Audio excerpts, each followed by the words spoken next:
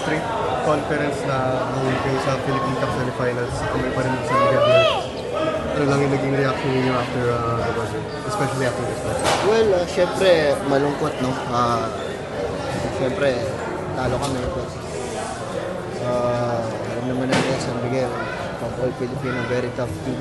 Credit sa kanila, of course. And they're a champion team. Ganun talaga, we just have to keep more battling. The next conference, and the next conference, try lang yan, try. Hanggang next na makakuha ng opportunity na finals ulit.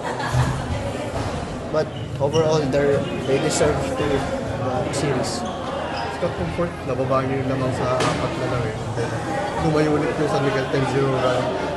What was the biggest mistake of the Gen Kings on that run right there? Siguro yun, lumaban ako rin ng lumaban. Sabi nga, every time out, every huddle namin sa team. Sabi namin, we just have to keep fighting.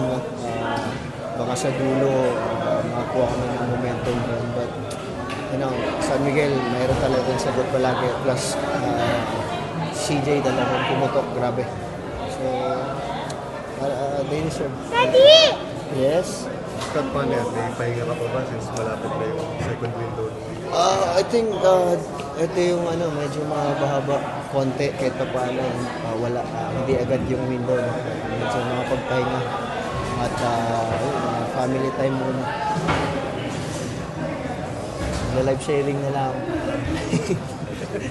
Thank you. Ha?